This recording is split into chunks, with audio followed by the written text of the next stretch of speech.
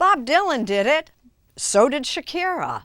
They sold their music catalogs for millions and gave new life to some classic songs. Kelefa Sanneh explains.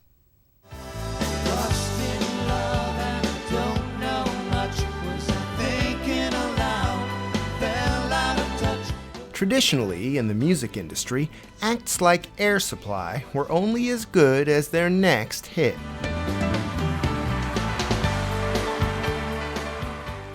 Do you remember the first contract you signed? Yeah, I think it was a blank piece of paper with our signatures at the bottom. But for people like Air Supply's Graham Russell and Russell Hitchcock, times are changing. In 2020, Bob Dylan sold his entire catalog to Universal Music for a reported $300 million. Bruce Springsteen sold to Sony Music a year later for about $550 million. Can you imagine Sony without Bruce Springsteen as part of their roster? Larry Mestel's company, Primary Wave, has been buying music catalogs since 2006. They were going to have to pay whatever they had to pay to keep Bruce Springsteen.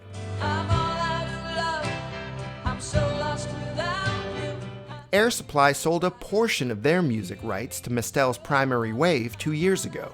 The company places hits like All Out of Love in commercials. I'm all out of love for my old insurance. And TV shows. I'm all out of love. I'm so lost without you. And this is partly about celebrating and rewarding you for the music that you've made.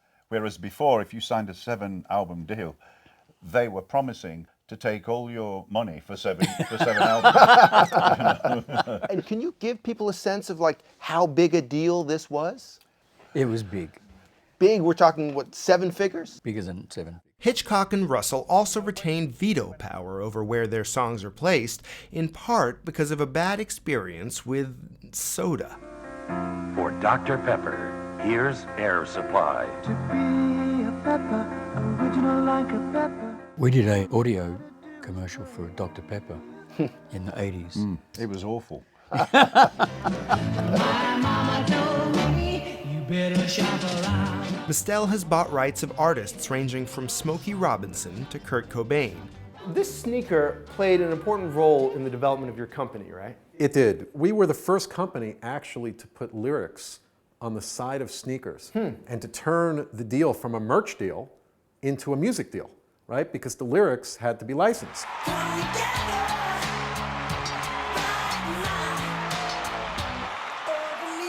In 1985, Michael Jackson outbid his former friend Paul McCartney for the publishing rights to the Beatles catalog. It went for $47.5 million, but it was worth a lot more. And some people took away a simple lesson: never sell your songs. How did you fight that stigma?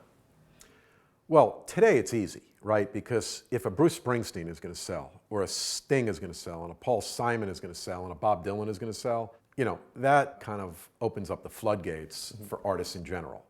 Mestel's company now faces deep-pocketed competitors like Hipgnosis Songs Fund and Round Hill Music. The market for songs is maturing, and so are the singers. They're in their 70s and 80s, so artists are interested in estate planning. Are there certain genres that you're interested in or not as interested in? Yeah, classic rock, urban, we do jazz, we do soul. We don't typically do a lot of country music. You don't see a lot of country songs in commercials.